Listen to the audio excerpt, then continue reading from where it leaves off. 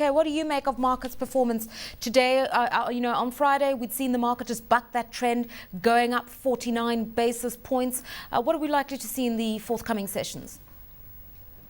Well, first of all, it's important to confirm that we haven't seen the closing numbers for the index just yet. I gather that there was some problems with the trading system on the NSE today, and so trading has been extended by about an hour or so.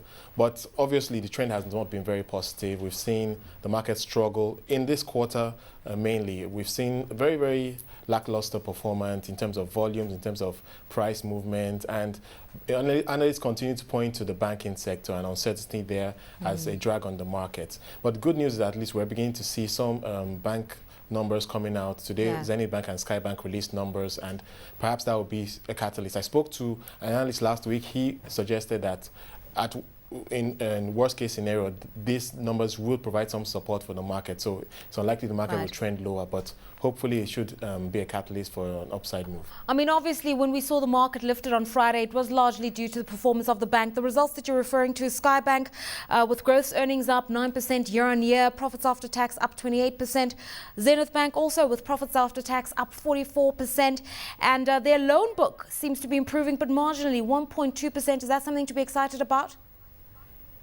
Well, if I can mention the Zenith Bank case in particular, I just saw a note by FBN Capital, and they were alluding to the fact that the gross earnings numbers were a positive surprise, but one of the drags, which is somewhat characteristic of the market right now, the loan book, it continues to only inch higher, a modest 1%. I mean, I think some analysts were expecting a bigger move there, but hopefully we should hear some more from management perhaps tomorrow. I mean, obviously with the rescued banks, everybody's watching them because of the looming deadline, 30th of September.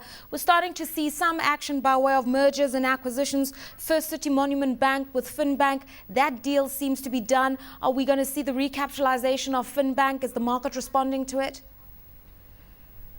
Well, what we've seen so far is some positive reaction to the rescue bank shares. We saw Intercontinental Bank, for instance, inch higher when the TIA was announced with Access Bank last week, and perhaps that will provide some support for these rescued bank stocks.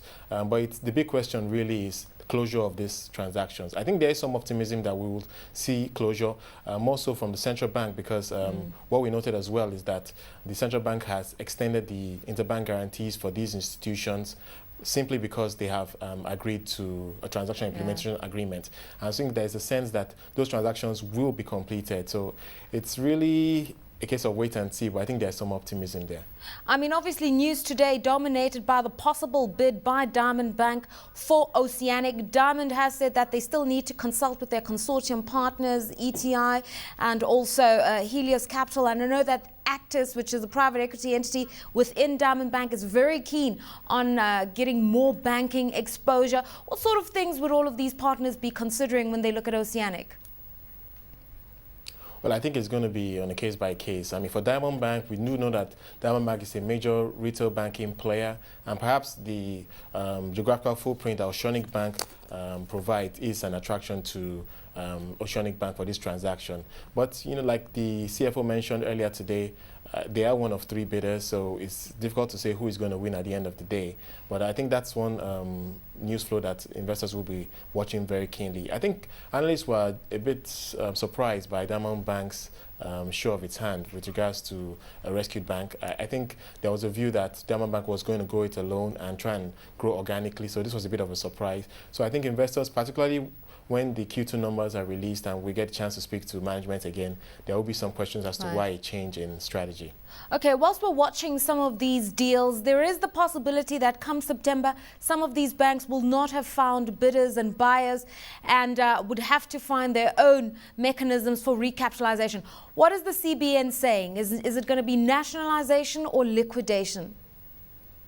Well, I think the former is the preferred choice right now. I think the talk of liquidation has been toned down a little bit. Clearly, the central bank coming out with some statements with regards to a deadline, September 30th, was to put pressure on the banks and the institutions, and of course the shareholders who are tending to drag this whole process. The shareholders obviously need to approve any transaction with any bank, and we've seen a series of court cases trying to slow down this process. So the CBN coming out to provide that deadline is really to put pressure on those shareholders. I think nationalization is the way to go. I think there is some optimism that we have about 8 banks. Perhaps we'll see about 5 or so to find transactions, and then maybe in the worst case scenario, we might see 2 or 3 banks nationalized.